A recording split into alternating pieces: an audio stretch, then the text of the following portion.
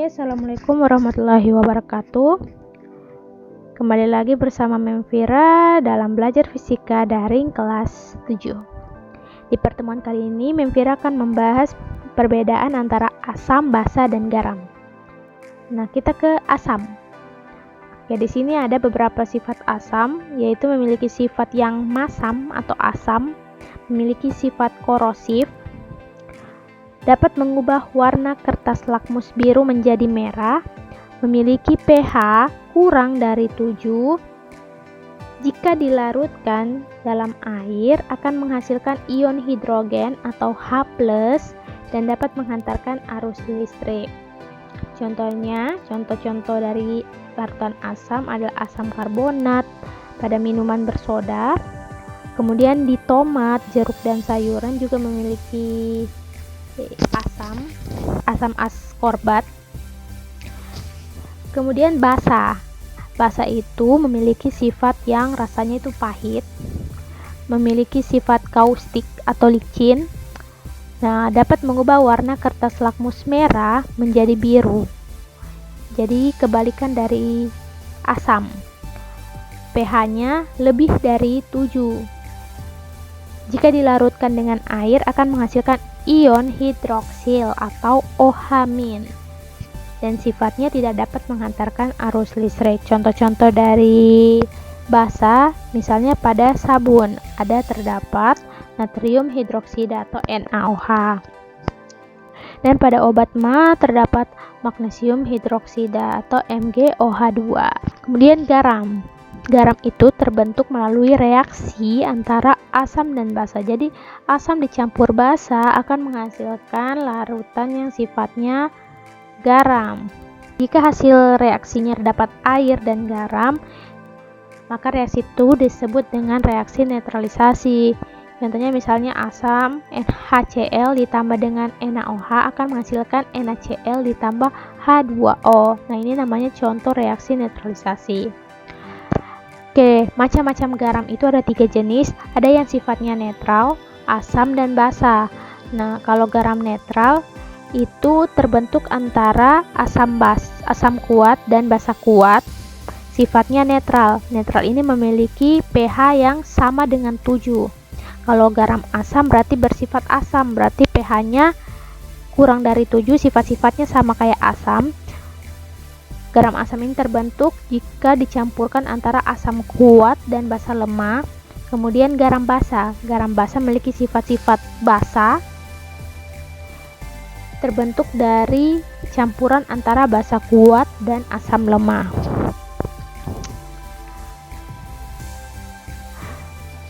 Kita masuk ke indikator asam basa.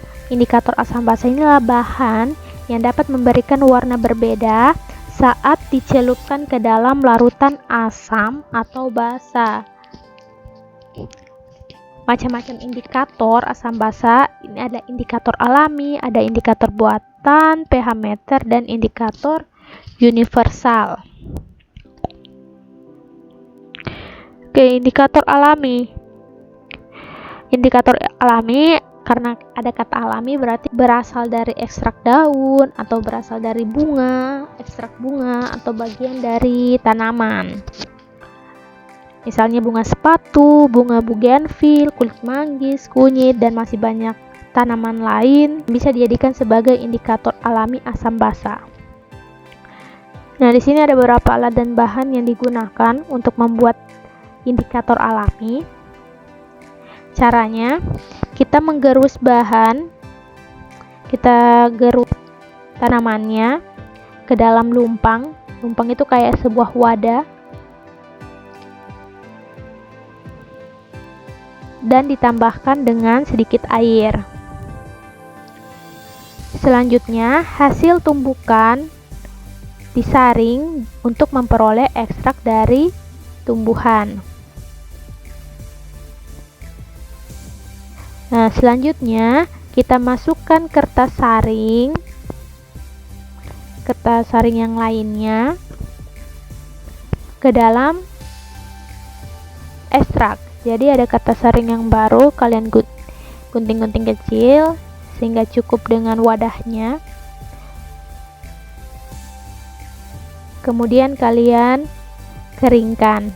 Setelah kering, kalian gunting kertas saring sesuai ukuran, lalu kalian masukkan kertas saring tersebut ke dalam larutan yang ingin diuji sifat asam, basa, atau garamnya. Nah, seperti ini kertas saring yang sudah dipotong-potong. Nah, di sini ada gambar uji coba indikator alami pada sabun. Nah, ini tadi indikator dari kunyit. Ketika dimasukkan ke larutan sabun, maka kertasnya berubah menjadi warna agak kecoklatan ya. Ini gambarnya agak kecoklatan. Sedangkan kalau dimasukkan dalam jeruk nipis, larutan jeruk nipis, yang berubah dia akan semakin kuning. Oke, kita lihat di sini kunyit.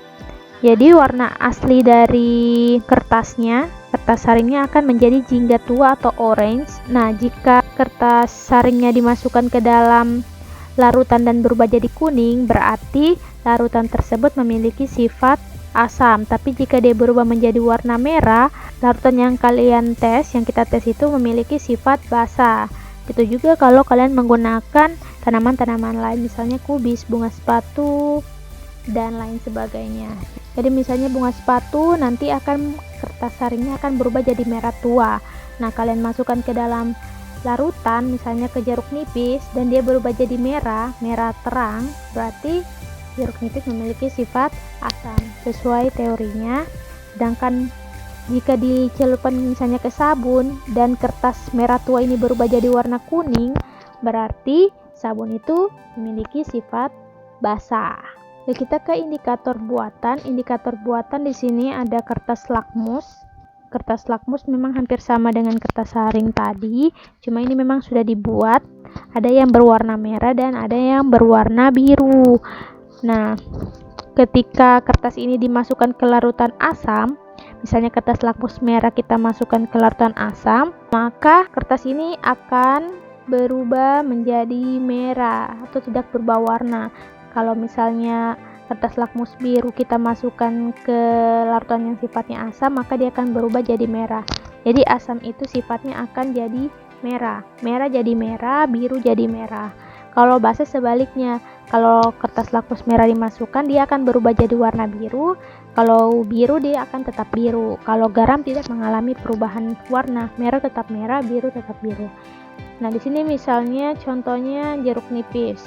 Kita lihat ketika dimasukkan kertas lakmusnya merah, itu tetap merah, dan biru ternyata berubah jadi merah, menandakan bahwa jeruk nipis memiliki sifat asam.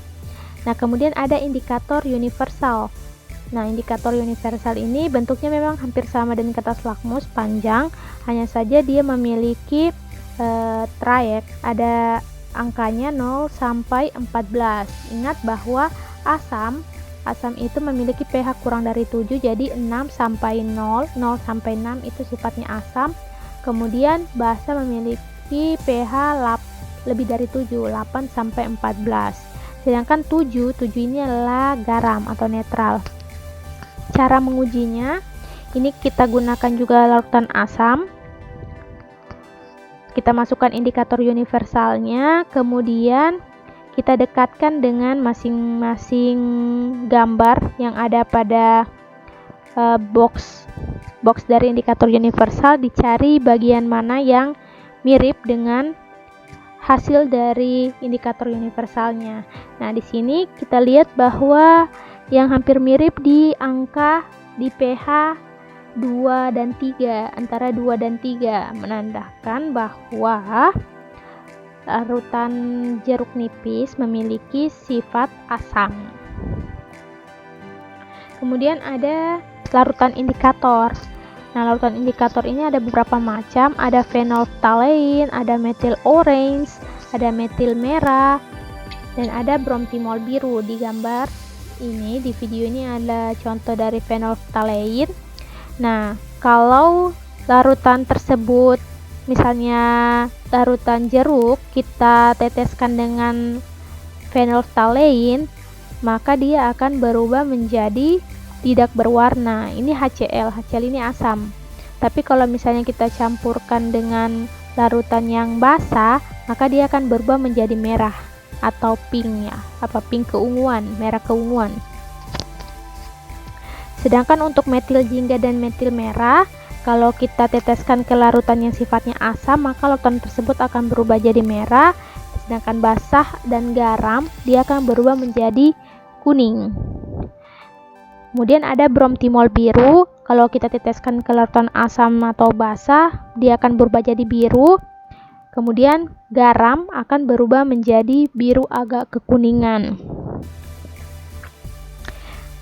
Yang terakhir ada pH meter. pH meter ini alat yang paling mudah untuk menentukan sifat asam dan basa. Kalian tinggal celupkan saja alatnya ke dalam cairan yang kita mau uji sifat asam dan basanya, sehingga akan keluar nilai dari pH-nya. Ada 4,01.